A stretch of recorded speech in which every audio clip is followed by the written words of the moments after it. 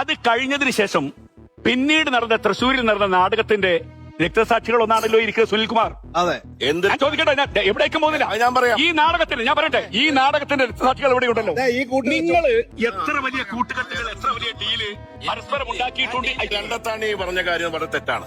സൂര്യയുടെ കാര്യം 2019 തെരഞ്ഞെടുപ്പിൽ ഐക്യജനാധിപത്യ മുന്നണി സ്ഥാനാർത്ഥിക്ക് കിട്ടിയ വോട്ടിനേക്കാൾ 2024 ഐക്യജനാധിപത്യ മുന്നണി സ്ഥാനാർത്ഥിക്ക് 9.76% വോട്ട് കുറഞ്ഞു. 2019 BJP സ്ഥാനാർത്ഥി കിട്ടിയ വോട്ടിനേക്കാൾ 2024 എത്തിയപ്പോൾ BJP സ്ഥാനാർത്ഥിക്ക് 9.65% കൂടി. ഞാൻ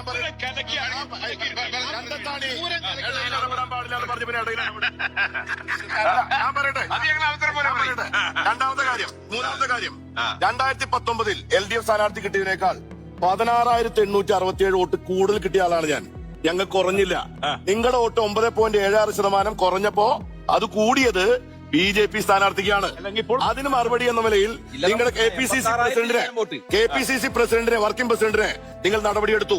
DCC പ്രസിഡന്റ് ജോസ് വള്ളൂരിനെ നിങ്ങൾ നടപടിയെടുത്തു. ഇപ്പൊ പറഞ്ഞല്ലോ, കരുണാകരന്റെ മകൾ അന്ന് കോൺഗ്രസ് സ്ഥാനാർത്ഥിയെ തൊട്ടു മുമ്പ് എനിക്കെതിരെ ഞാൻ തോൽപ്പിച്ചാണ്. ഇപ്പൊ ആരുടെ സ്ഥാനാർത്ഥിയാ? BJP സ്ഥാനാർത്ഥിയാണ്. യഥാർത്ഥ ഡീൽ നടന്നത് കോൺഗ്രസും BJPയും തമ്മിലാണ്. ആ ഡീല് നന്നായിട്ട് അറിയുന്ന നിഷേധിക്കില്ല. കാരണം ഒരു കാര്യം കൂടെ പറയാം. ന്യൂനപക്ഷങ്ങളുമായി ബന്ധപ്പെട്ട് ഈ രണ്ടത്താണിയോടും ഇദ്ദേഹത്തോടും ചോദിക്കുന്നു. സുനിൽകുമാർ പറഞ്ഞത് ശരിയാണ് സർ.